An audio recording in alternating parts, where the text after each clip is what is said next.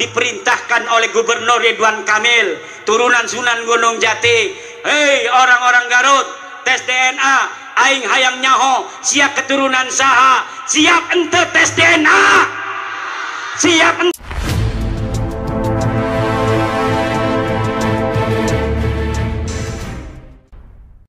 Syekhuna Al-Mukarram, pimpinan Pondok Pesantren Nahdlatul Ulum, sekaligus beliau sebagai Ketua RMI PWNU Banten. Kepadanya dipersilahkan. Assalamualaikum warahmatullahi wabarakatuh. Siapa kita? Siapa kita? NKRI. Alhamdulillah, alhamdulillahil malikil hakim, al-jawadil karimil azizir rahim, fattariqu ilaihi wadihun lil qasidin, waddalilu alaihi laihun lin nazirin. Wassalatu wassalamu ala sayyidina Muhammadin wa ala alihum. Ya Hannanu ya Mannan, ya Dayyanu ya Sultan, ya Dzal Jalali wal Ikram. Amma ba'du, faya ashabal fadail, para alimil ulama,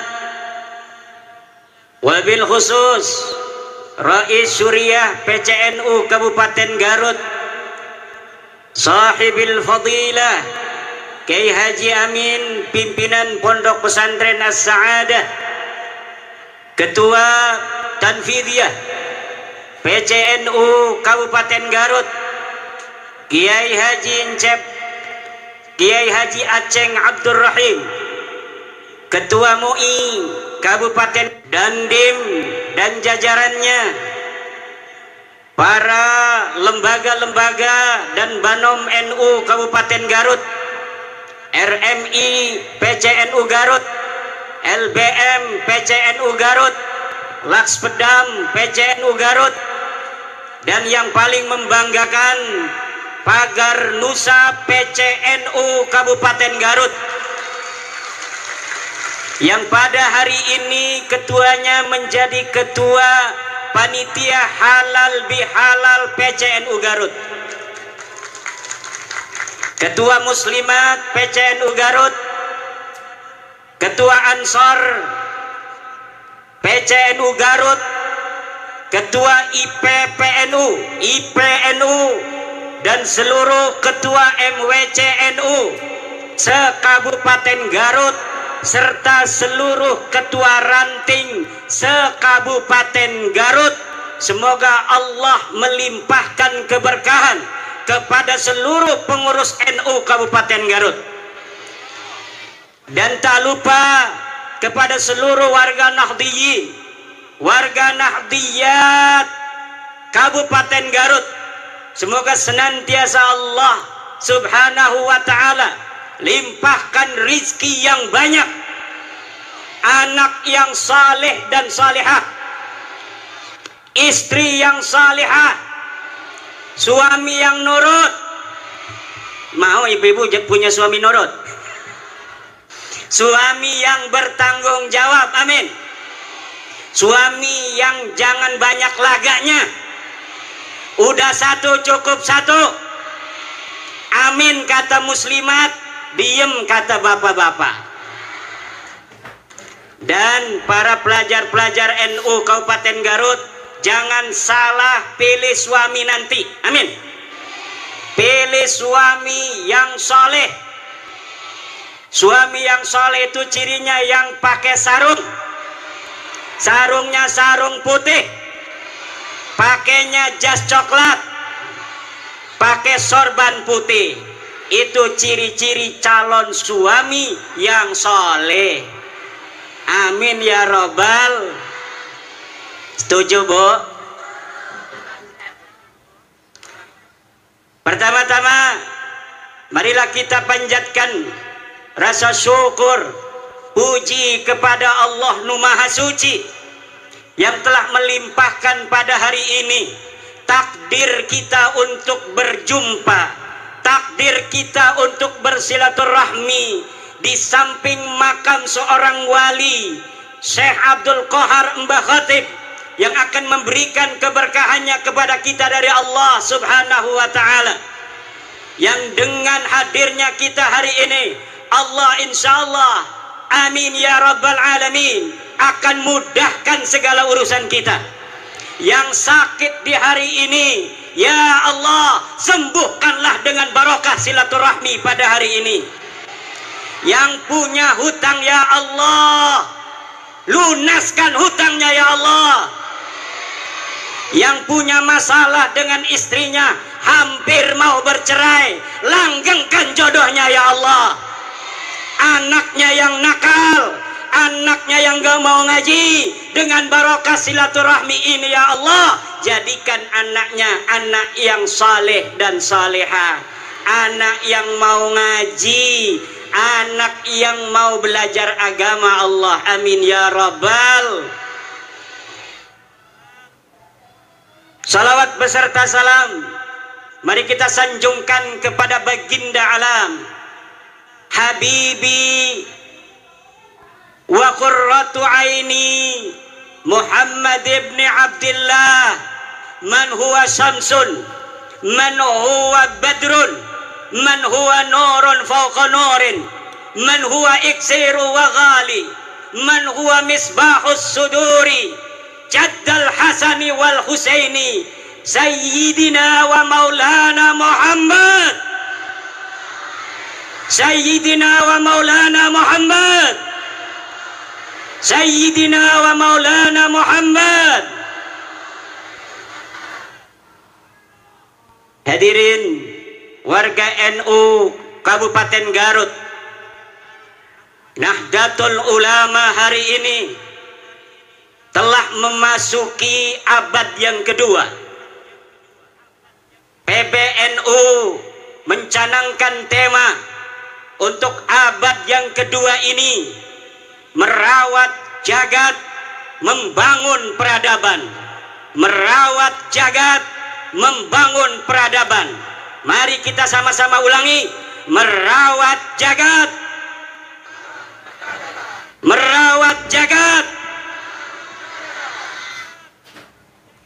Sejak NU didirikan 1926, NU bergerak membimbing umat. Kiai-kiai pesantren diorganisir untuk bersama-sama mengawal umat Islam agar menuju apa yang diridhai oleh Allah dan Rasulnya. Kiai-kiai NU mengawal umat bergerak melawan paham Wahabi ketika itu yang menuduh kiai-kiai pesantren terkena penyakit TBC, takhayul, bid'ah, dan khurafat. Kiai-kiai kita juga sejak berdirinya mengawal bangsa Indonesia untuk mencapai kemerdekaan Indonesia. Setelah merdeka 1945, Rais Akbar Nahdlatul Ulama Hadratus Syekh Hasyim Asy'ari membuat fatwa resolusi jihad, kewajiban untuk setiap umat Islam untuk mempertahankan negara kesatuan Republik Indonesia yang baru saja dimerdekakan. Dari mulai resolusi jihad tanggal 22 Oktober, umat Islam di seluruh Indonesia bertekad karena sudah adanya fatwa ulama bahwa kita wajib mempertahankan negara kesatuan Republik Indonesia ini. Maka tanggal 10 November umat Islam di Jawa Timur bergerak menuju satu titik untuk mengusir tentara sekutu yang waktu itu sudah datang ke Surabaya. Puluhan ribu anak-anak santri turun bersama bangsa Indonesia lainnya di dalam mempertahankan keutuhan negara kesatuan Republik Indonesia. Ribuan nyawa melayang, tapi nyawa yang melayang itu tidak ada artinya kalau dibandingkan kebahagiaan anak cucunya kita di hari ini. Leluhur kita yang telah menjadi syahid, leluhur kita yang telah menjadi pahlawan, di antara mereka ada yang dikenal, ribuan lagi tidak ada yang tahu. Mungkin leluhurnya mati ketika itu, anak cucunya hari ini tidak tahu di mana entah kuburnya. Tetapi perjuangan mereka telah menghasilkan kita kedamaian di hari ini, ketertiban dan kemerdekaan.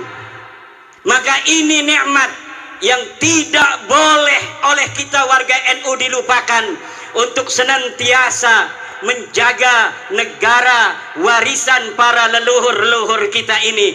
Jangan sampai negara ini berkuasa. Nahdlatul Ulama bersama elemen-elemen bangsa lainnya hadir di pemerintahan. Kemudian pada tahun 1965 Nahdlatul Ulama, kiai-kiainya, ansor bansernya, bersama-sama elemen bangsa lainnya, dari muslimnya, dari kristennya, dari budanya, dari hindunya, dari konghucunya, mengusir dan membasmi Partai Komunis Indonesia yang hendak berkhianat terhadap bangsa Indonesia ini. Kemudian pada saat Orde Baru berkuasa, Nahdlatul Ulama tidak purek, kata orang Jawa Banten. Nahdlatul Ulama bahkan adalah satu-satunya ormas Islam yang pertama menerima Pancasila sebagai asas tunggal yang digagas oleh Bapak Soeharto.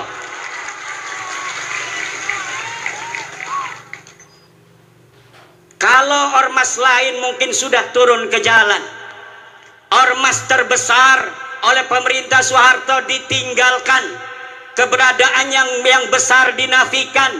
Tetapi ulama-ulama kita tidak pernah mempunyai catatan pondong pada pemerintah.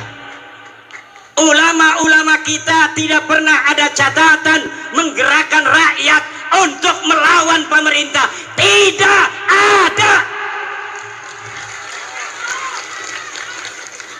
Kesetiaan Nahdlatul Ulama terhadap negara kesatuan Republik ini bersifat final, mutlakon, bila qayyidin, baik qayyidin lazimin maupun qayyidin ghairi lazimin. Mutlakon, bahwa negara kesatuan Republik Indonesia ini adalah bagi Nahdlatul Ulama bersifat final. Setelah reformasi hadir seorang putra Nahdlatul Ulama, Sayyidi Syekh Abdurrahman Wahid Gus Dur, Allah takdirkan memimpin negara kesatuan Republik Indonesia. Pada zaman SBY, kemudian gerakan-gerakan radikal muncul di Indonesia.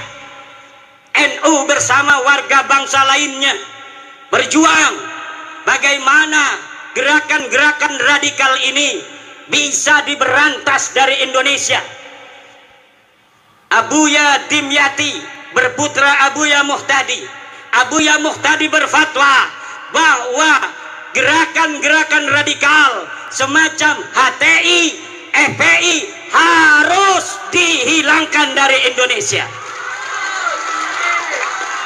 Sebelum negara Indonesia ngeh terhadap HTI dan sebagainya, Abuya Muhtadi Dimyati sudah berfatwa terlebih dahulu beberapa tahun yang silam bahwa HTI harus dibubarkan dari Indonesia.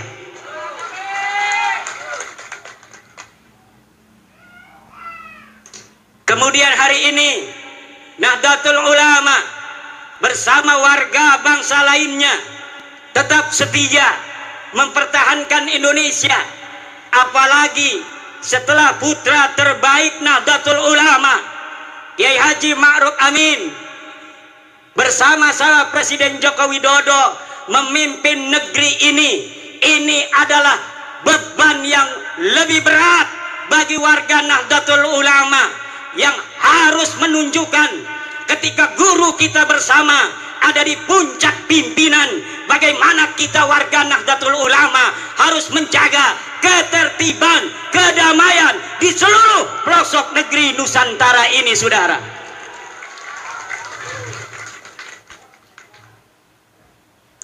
Indonesia ini negeri yang baldatun thayyibatun wa rabbun ghafur. Islam datang dibawa oleh Wali Songo.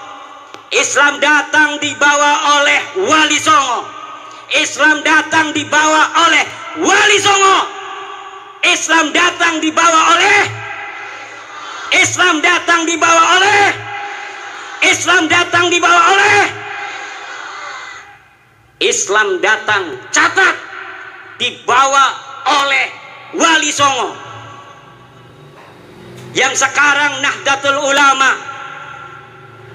mengkristalkan ajaran Islam Wali Songo dengan tawaran konsep Islam Nusantara. Kita Islam, tapi kita Nusantara. Kita Islam, tapi kita adalah Indonesia. Kita Islam dengan kesadaran bahwa ada saudara-saudara kita sebangsa yang berbeda. Berbeda agama, berbeda suku, berbeda adat istiadat, berbeda budaya, berbeda bahasa. Ini harus lahir di dalam kesadaran kita, sehingga kita sebagai umat Islam bijaksana sebagai mayoritas di dalam mencetuskan setiap gagasan-gagasan ke Indonesia Raya. Kita Bhinneka Tunggal Ika, berbeda-beda tapi satu. Kita ada berbeda dari sisi budaya, tapi walaupun kita berbeda-beda, kita tetap satu jua, yaitu Indo.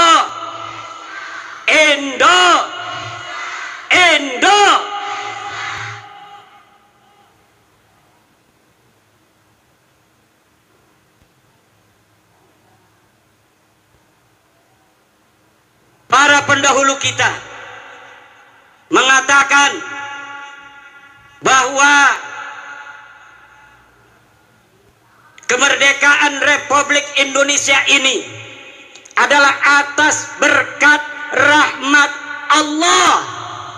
Lihat dalam Undang-Undang Dasar.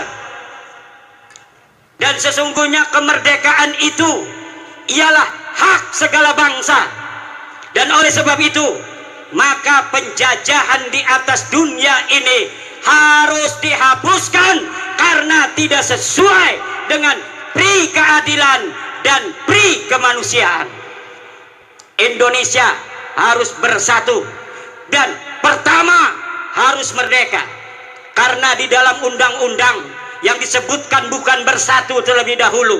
Bersatu kalau masih ada satu suku bangsa merasa lebih tinggi derajatnya dari bangsa lainnya di Indonesia. Buat apa kita bersatu kalau mereka, orang-orang yang bukan pribumi Indonesia, menganggap kita pribumi Indonesia adalah sebagai budak-budak mereka. Wahai pemuda-pemuda Garut, hai pemuda-pemudi Jawa Barat, hai pemuda-pemudi Pajajaran, hai putra-putri Siliwangi, hai putra-putri Aceh, hai putra-putri Sumatera, hai putra-putri Kalimantan, hai putra-putri Sulawesi, hai putra-putri Maluku, hai putra-putri Papua, hai putra-putri Nusa Tenggara, hai putra-putri Bali, hai putra-putri Madura, hai putra-putri tanah Jawa. Kalian adalah pewaris-pewaris negeri Indonesia ini. Jangan sampai kalian di negeri kalian sendiri yang direbut dari penjajah dengan darah-darah kakek-kakek kalian sendiri, Kemudian negeri ini, kehormatan kalian, kalian gadaikan, kalian jadikan hal yang menghinakan. Daripada perjuangan kakek kalian sendiri, jangan menjadi budak dari bangsa-bangsa selain kalian.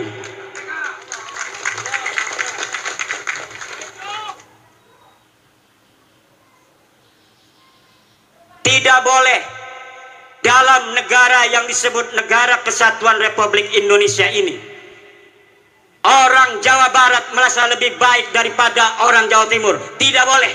Kita adalah sama. La fadla li Jawa Barat ala Jawa Timur, wala li Jawa Timur ala Jawa Barat. Kullukum min Adam wa Adam min turab. Semua kalian ada darahnya turunan Nabi, yaitu Nabi Adam, dan Adam berasal daripada tanah. Maka kalian dengan yang lainnya adalah sederajat. Yang membedakan kalian dengan yang lainnya hanyalah ilmu pengetahuan kalian. Yang membuat kalian mulia adalah takwa kalian, bukan nasab dan darah kalian.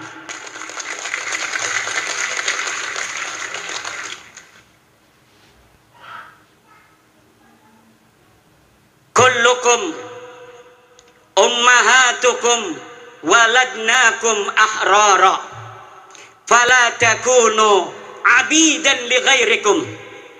Ibu-ibu kalian melahirkan kalian dalam keadaan merdeka, maka jangan sampai kalian menjadi budak-budak dari selain kalian. Di hadapan Allah kita adalah sama.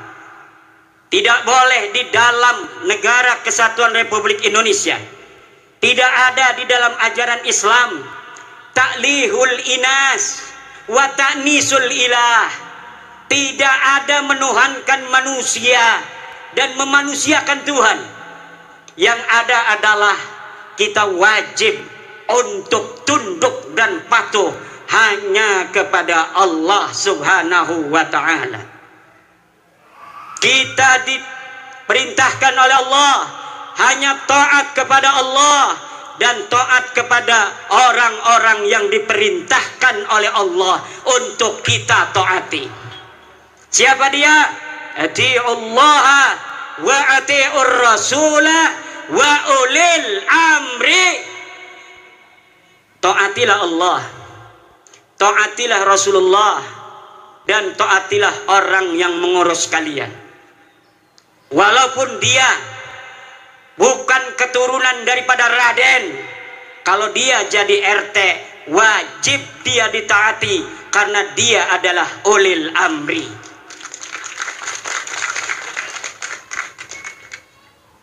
Walaupun dia turunan Nabi Nuh, turunan Nabi Ibrahim, kalau dia tidak jadi apapun dalam kehidupan, tidak ngurus urusan kalian, tidak ada kewajiban kalian untuk mentaatinya. Tidak ada. Tapi walaupun abdun habasiyun, hamba yang hitam legam, kalau dia memegang urusanmu, dia menjadi ketua RT, ketua RW, dia menjadi lurah, dia menjadi camat, dia menjadi bupati, dia menjadi gubernur, dia menjadi presiden, dia menjadi ketua organisasi, maka dalam lingkup urusan-urusan yang menjadi tanggung jawabnya, kita sebagai rakyatnya, kita sebagai anggotanya wajib untuk mentaati mereka. Tidak ada di dalam ajaran Islam orang harus dimuliakan hanya berdasarkan darah dan nasabnya. Tidak ada. Ada orang-orang yang memperkosa saudara, memperkosa hadis-hadis Rasulullah tentang ahli bait.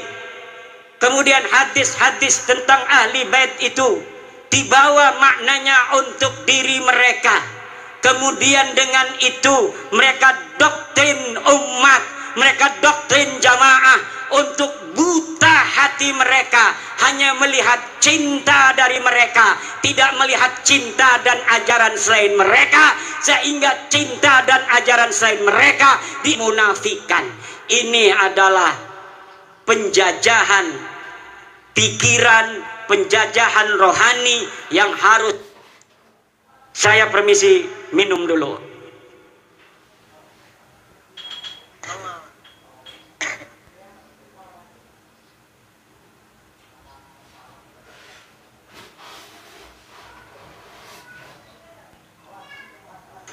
Allah berfirman, walaqad karramna bani Adam, dan sungguh kami telah memuliakan anak Adam. Allah lah yang telah memuliakan kalian, wahai orang Garut, wahai orang Limbangan. Maka jangan hinakan kalian di hadapan siapapun atas nama apapun, kecuali di situ ada perintah Allah Subhanahu wa taala. Kehinaan yang diperbolehkan adalah kehinaan di hadapan orang tua kita. Waqfid janah, harus tawadu, harus menghinakan diri di hadapan ibu kita, di hadapan ayah kita. Wa man fi ma'nahuma indal ulama wa huwal masyayikh. Kalau dia bukan ibu kalian, kalau dia bukan ayah kalian, kalau dia bukan guru kalian, walaupun katanya dia kiai, walaupun katanya dia ulama, maka tidak ada kewajiban bagi kalian untuk menghormatinya dengan menghinakan orang tua dan guru kalian yang mengajari kalian sendiri. Artinya, apabila ta'arud antara menghormati orang tua dengan menghormati ulama itu, maka orang tua harus didahulukan terlebih dahulu. Sekarang ini doktrinnya beda. Kalau engkau mencintai cucunya Rasul, walaupun ibumu sakit, maka engkau harus hadir apabila ada panggilan juang. Kalau ada panggilan jihad. Jihad apa? Negeri kita ini sedang tenang, saudara. Negeri kita ini aman, tentram. Ngedengerin ceramah juga bisa sambil beli cilok. Ngedengerin ceramah juga bisa sambil ngopi, bisa sambil ngerokok. Banser begana begini juga nggak ada apa-apa sebenarnya mah. Pura-pura sibuk. Aman, tentram, betul nggak? Cuma Banser ingin menunjukkan penghormatan pada kiai-kiai saja. Sebenarnya nggak ada apa-apa. Negeri kita ini aminatan mutmainnah, aman dan tentram.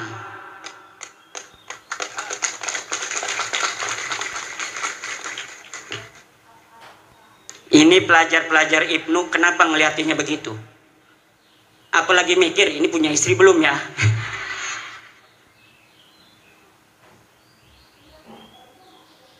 Gampang, saya tinggal ngontek ya Amin. Ya iya. Saudara-saudara kaum muslimin rahimakumullah. Yang terjadi hari ini adalah orang-orang yang memegang mic, tapi dia tidak memegang hati.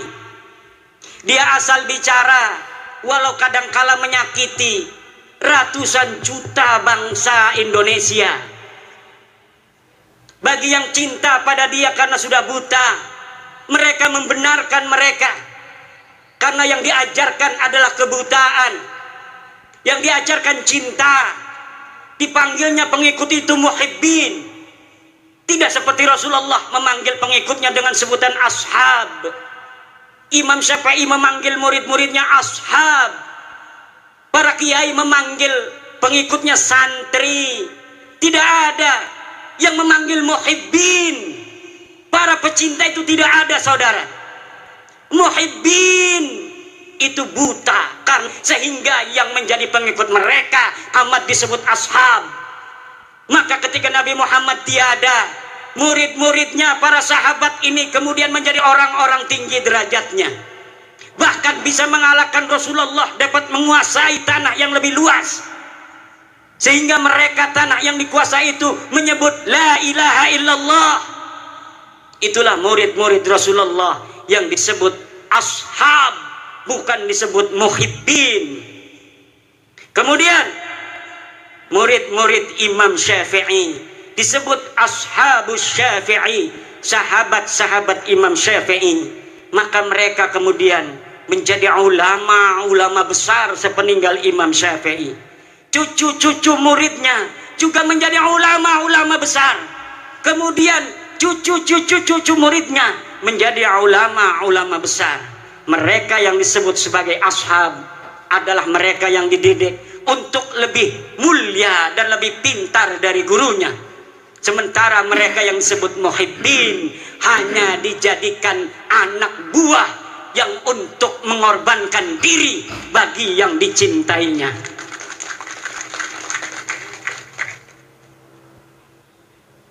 Saudara-saudara kaum muslimin rahimakumullah, apalagi mereka yang berceramah di media-media sosial, di hadapan publik, belum pernah riyadhah hati,